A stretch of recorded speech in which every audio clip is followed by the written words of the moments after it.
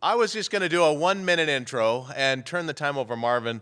Um, Eli Lilly is a customer of Platora, and I think this will be a slightly different session than the rest of the sessions at Jenkins World, now DevOps World.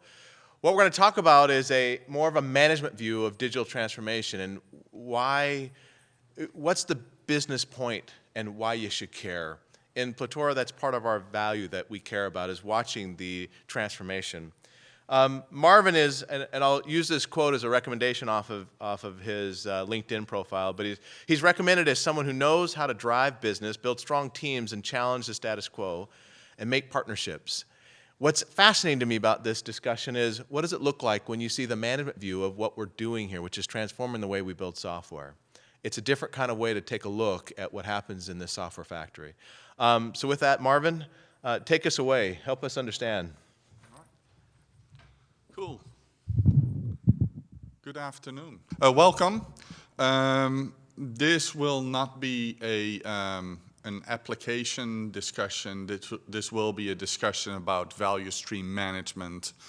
I was actually very surprised when I was sitting this morning in the opening speaker and they started to talk about value stream management, and you start to hear more and more about it. We have been on this journey now for 3 years, and actually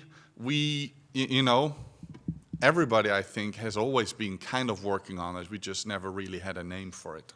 So value stream management, digital transformation lessons from Eli Lilly. So Eli Lilly is a pharmaceutical company, and the one thing that I want to show is this. Yeah, there. All right. I can't see it. So the text in red, that's what Colonel Lilly said. Take what you find here and make it better and better. And that's really what value stream management is all about. It's not doing something magically. It is, how can we make what we're doing, just what DevOps is, right? We're trying to make things faster, which is awesome, but how can we see what to make faster, right? If we only focus on the things that we understand, then we are missing a whole lot of opportunities, right?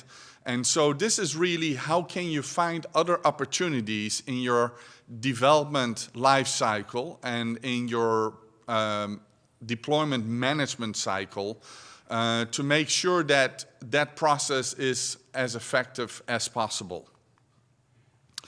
So I think everybody can probably find themselves here. We have these things called tools, and tools are named Excel and PowerPoint. I bet all of you are using these exciting tools. And those tools are great, but limited visibility, right? Hard to report on, hard to keep up to date. It's a nightmare. Artifacts in different locations. I don't know in your company, but we at least have 5 different repositories that you can use. And then I'm not even talking about subfolders and all of those kind of things. When I came into Lilly, my organization, and we started at the data warehouse. That's one of the things that I lead. Creation of a new environment took more than 30 days. Okay, it's a kind of hard to speed up deployment if creation of an environment takes 30 days, and you have multiple builds that you have to do. And then we had many issues with small deployments, manual governance. We just had it all along. And my guess is most of you go, well, yeah, I can at least recognize some of that. So it kind of feels like this, right? Many obstacles in the way, many things we had to do. So some of the obstacles we had to overcome in our organization, about 90% is outsourced. Okay, that has different contracts. And so it's a little bit more difficult than if you have your own employees. A lot of this is done by fixed bid. Well, how can you be agile if everything is fixed bid, right? At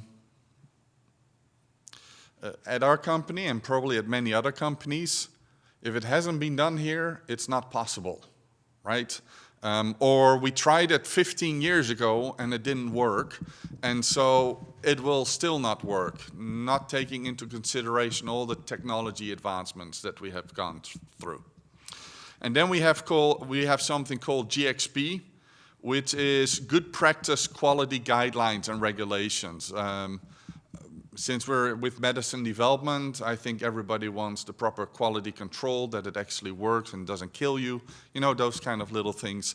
And so we need to have all of this proof.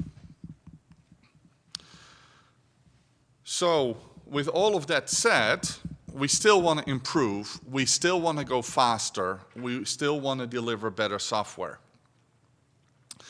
And what I found was, for example, with the environments taking longer than 30 days, I asked why, what do we have to do? And it was all in somebody's head. Probably everybody of you have somebody in the company, and if that person gets hit by a bus, you know, we're in big trouble, right? And so you find a lot of things like that. In Wikipedia, value stream mapping in software engineering is described as the following: the success of lean manufacturing and production has led to an interest in its adoption in software development.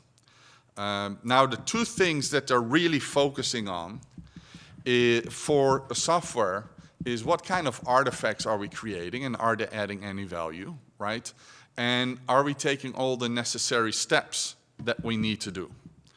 So that is one of the things that we started to focus on, right? And it sounds really simple, but yet it's oh so difficult, right? Just getting somebody to write down all the steps to create an environment took about 2 months to get a baseline, and then another 6 months to actually get to a completion. And then as they were writing it down, we found all of these issues that we could improve. And so there are many things like that that were happening. We had many, many different Excel spreadsheets. Well, how do we automate it? How do we give visibility? So we started to create these value stream mappings to make sure that we could guide that more properly. So that became part of our digital transformation. This is, if you just went to Nick with, he gave a presentation about Jenkins, and he showed the enterprise tool suite. This is a group within Lilly and their DevOps tool lifecycle. Again, slightly different, because that's the thing that we have to deal with in this environment as well, right? We have many different tools that are being used by many different groups in many different ways. Now, how can we keep control over that? How can we create visibility so that we can actually show management all the work that we're doing, right? Because that's the biggest thing. When all goes well, manager doesn't really care what you're doing. When times get tough or things go wrong, not everybody wants to know the details. When there's time pressure, people want to know the details, and they come bother you, and they come talk to you and send emails, and you have to reply, which takes you away from work, which is very inefficient. So we were looking for ways to improve this. And so we started to use a tool that helped us, you know, with managing the governance. We had one central place where we would have insight in the overall SDLC lifecycle through many different DevOps tools. And because of that, we were able now to start showing, you know, where we need to make improvements. As an example, when I started my career, I did testing, and I would sometimes be asked, how can we speed up the testing?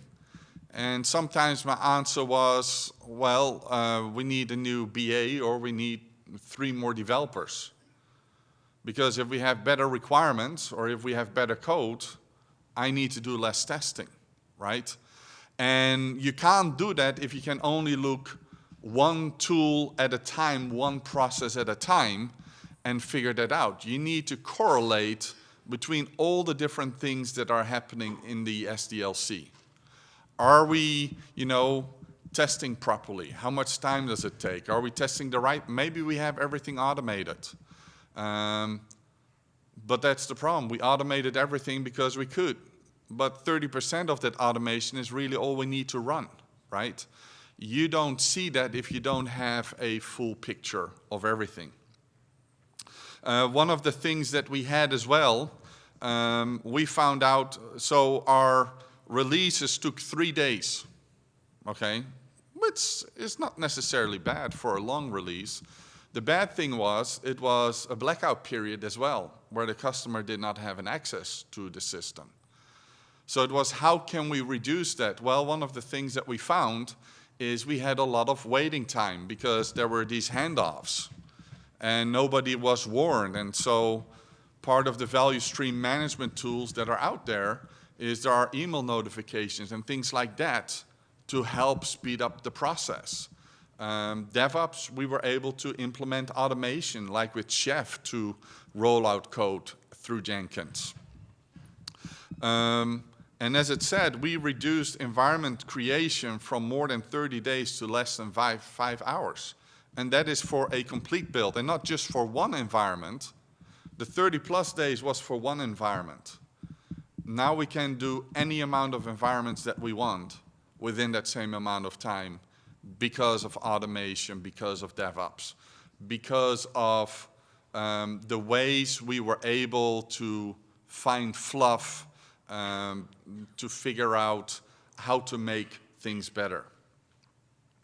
We also were able to eliminate last-minute emergencies. For example, if a release would start at 5 o'clock, at 5:15 we would find out that not everything was signed off, or a document wasn't created or approved or whatever.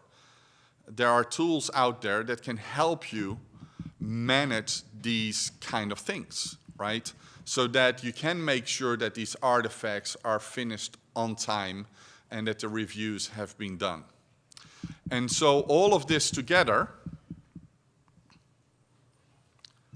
has helped us deliver software faster and cheaper. And the thing is, with all of these tools talking to each other, you can see what's happening with epics. You can see what's happening with stories. You can see what's happening with tickets. Because everything is in one place. And that's what they talked about this morning. That is the power. You can have reporting across the board, and people can understand what is going on from a management perspective, but you as an individual contributor also can now know what is most important for you to do. And so really, we're approaching it from both ends, and that's the value of value stream management. It's a team effort, and it shows what the team is doing and not what the individual is doing. And I think that is only the 15 minutes that I had. Would love to share more, happy to talk. There are a couple of vendors out there that can show you various things about value stream management or software delivery management. Right, that's another buzzword that kind of goes together. But I can tell you that this has been tremendous for our organizations to speed things up, and we're still finding things because of that. So thank you all. Have a wonderful conference, and good luck.